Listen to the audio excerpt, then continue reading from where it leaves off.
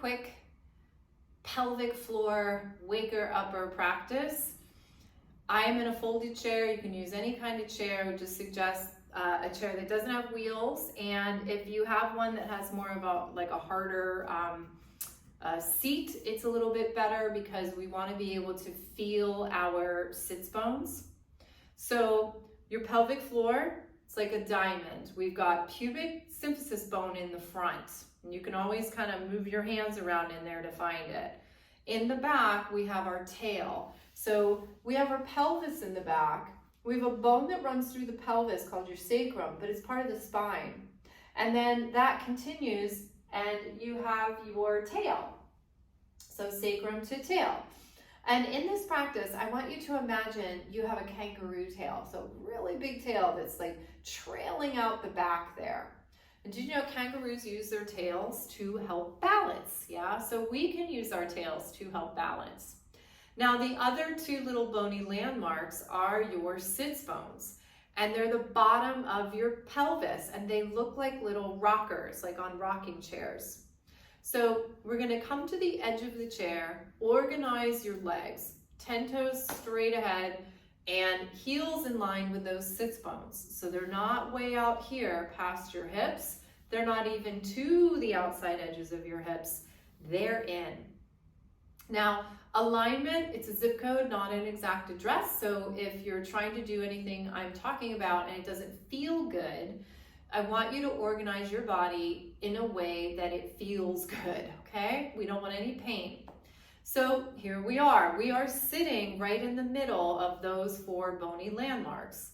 So the middle of the pelvic floor is a very powerful place.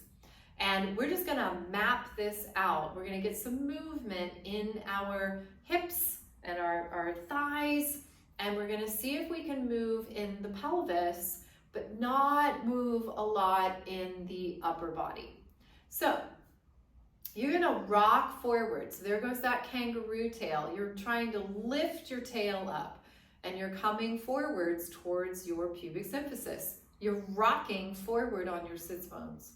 And then you're going to rock back, but we've got that tail back there that we can rest on, so we're not gonna collapse down. We're just gonna roll back a little bit. If you put your hands on your hip bones, you can feel they rock back a little bit, and then you're gonna go forwards, and you can feel how those hip bones move forwards, and you're gonna rock back. This is a great practice if you're sitting a lot, because we tend to get kind of sticky in the hips. So this is putting some really nice flexion and movement in. You could even think of this as a chair squat as you come forwards. Let's do one more of these. Rock forwards, rocking back but not collapsing. Then you're going to come to the center. Now you're going to shift. Can you shift over onto that right sits bone? And the left one's light, and then you come through the middle where they're both weighted, and then you're gonna shift to the other side. You have to give a little push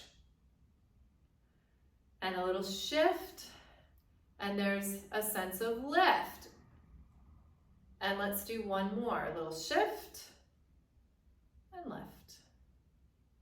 Now, if we wanted to get fancy with this, and why not? We're going to push with the left foot, that takes us onto the right side. And then we're going to push with the left foot, and that takes us over to the other side, or the right foot. I'm trying to do the opposite of you, and now all I'm doing is confusing both of us. So you're going to push with the left foot, and you rock onto that right side. And then you are going to push with the right foot and you rock on to the other side. Just a different way to experience this. Let's come back to the center. Now we're going to circle around. So here we go. Let's go forward first. Let's go side. Let's circle to the back. Now we are moving the upper body, but we're focused on really initiating this from the pelvis. So we don't want to feel like we're stiff as a board. We want to feel like we got a little flow. And then let's try that to the other side.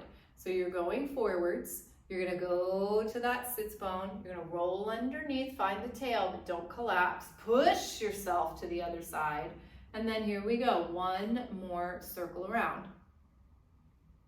One more. Here we go. To the back, to the side. And then bring yourself back to the center. So we're not forward, we're not back, we're not side or side. We're right in the center. A little pelvic floor, waker upper practice.